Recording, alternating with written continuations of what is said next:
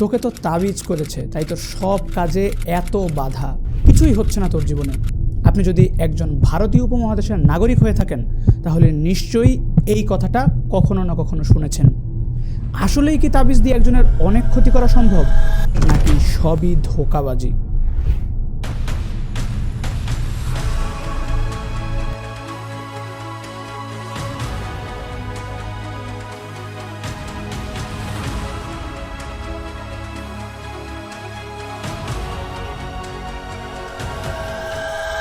কালো জাদু বা ব্ল্যাক ম্যাজিক শুনলেই একটা অজানা ভয় আর গা ছমছম করা ব্যাপার কাজ করে সকলের মধ্যে। কালো জাদুর মাধ্যমে অনেক বড় ধরনের ক্ষতি করা যায়, এমনকি মেরেও ফেলা যায়। অনেক অসাধ্য এবং বীভৎস খারাপ কাজ করা সম্ভব ব্ল্যাক ম্যাজিকের মাধ্যমে। কেরালায় কালো জাদুর মাধ্যমে 2 জন নারীকে নরবলি সরকারি এডওয়ার্ড কলেজ প্রাঙ্গণে তাবিজ ভর্তি ঝুলন্ত মৃত ডাহুক, কিংবা দরজা খুলতেই 101টি সুই সুতা ফুটানো পুতুল, এমন অসংখ্য ঘটনা মানুষের মধ্যে বারবার কৌতূহল জাগিয়ে তুলেছে কালো জাদুর ব্যাপারে।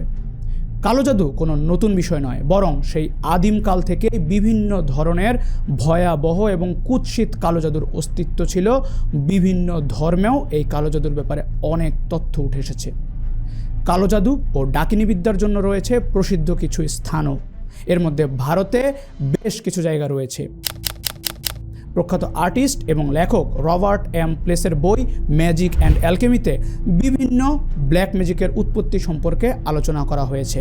তার মধ্যে উপকারী এবং সাদা জাদুর বিপরীতে কালো জাদুর আবির্ভাব হয়েছে বলা হয়েছে। 2 ধরনের জাদুর মধ্যে খুব বেশি পার্থক্য নেই, উদ্দেশ্য ছাড়া।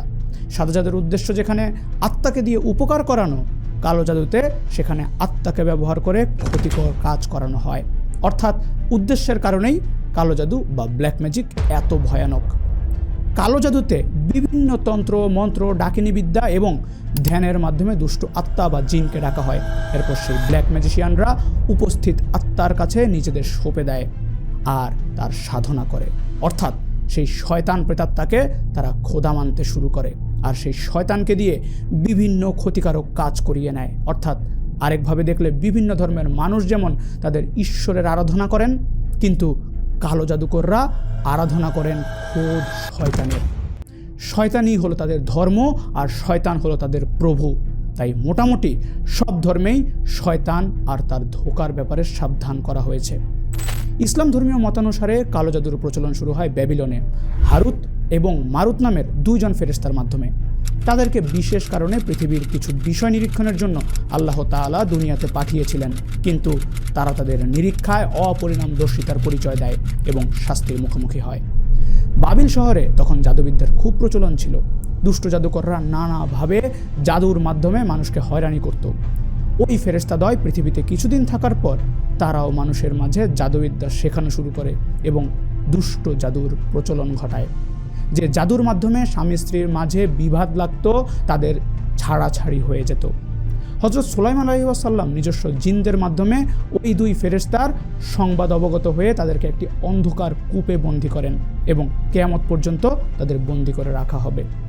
ইসলাম ধর্মে যে কোনো ধরনের জাদুবিদ্যাকে নিষিদ্ধ করা হয়েছে এবং জাদুকরদের ব্যাপারে কঠোর শাস্তির কথা বলা হয়েছে।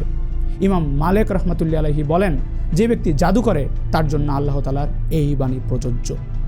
নিশ্চয়ই তারা জানে যে যা তারা ক্রয় করেছে আখিরাতে এর জন্য কোনো অংশ নেই। সূরা বাকারা 102।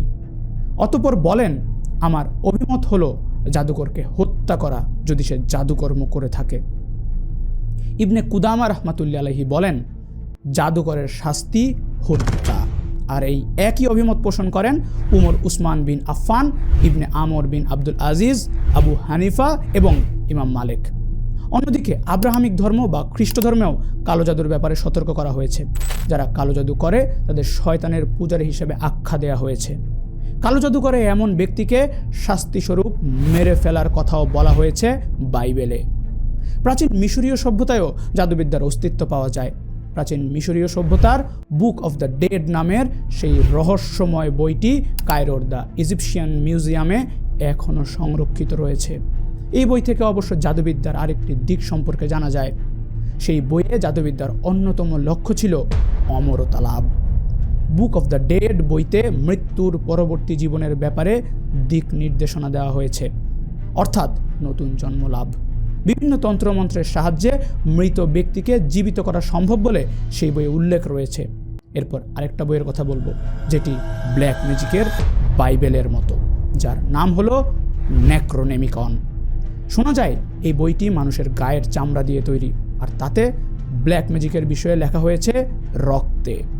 এই নবজন্মের ধারণা আবার হিন্দু ধর্মেও রয়েছে।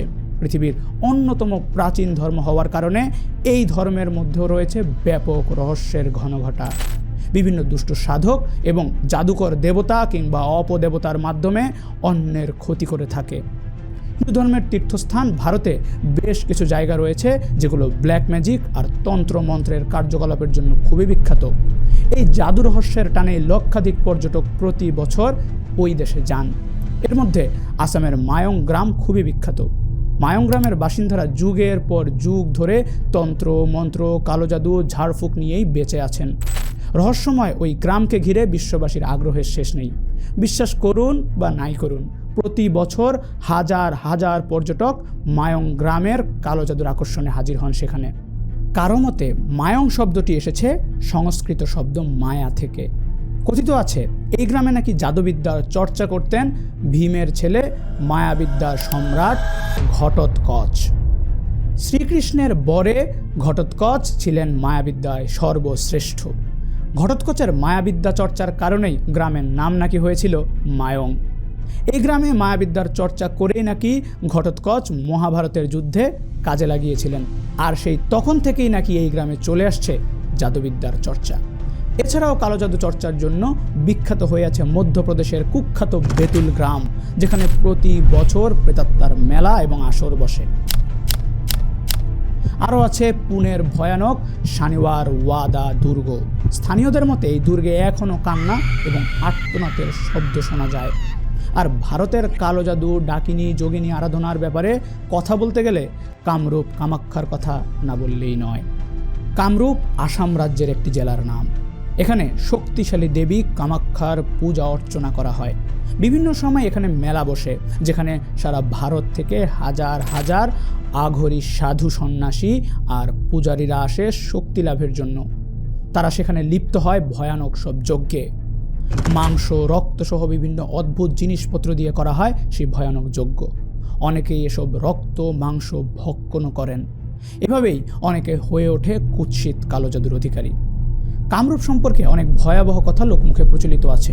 অনেকে বলে থাকেন যে ওই শহরটাই নিষিদ্ধ এবং সেখানে বাইরের কোনো পুরুষ প্রবেশ করতে পারে না, আর প্রবেশ করলেও আর বের হতে পারে না।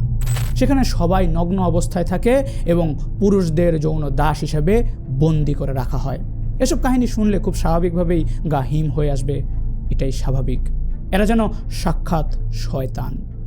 সত্য বলতে এরা শয়তান না হলেও শয়তানের পূজারী, আর শয়তানি এদের শক্তির উৎস। কালো জাদুতে সিদ্ধহস্ত এসব ব্যক্তিরা স্যাটানিক রিলিজিয়নের অনুসারী, তারা যে স্থানেরই হোক না কেন। এরা সরাসরি শয়তানকে নিজেদের ঈশ্বর মেনে নিয়ে পূজা করে। তারা মানুষ হত্যা করে রক্ত পান করে, মানুষের মাংস খায়। তারা সকলের সাক্ষাৎ শয়তান হয়ে ওঠার জন্য সব কিছু করতে রাজি।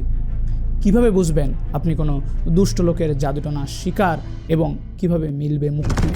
সেসব জানতে হলে অপেক্ষা করতে হবে এই সিরিজের পরবর্তী ভিডিওর জন্য।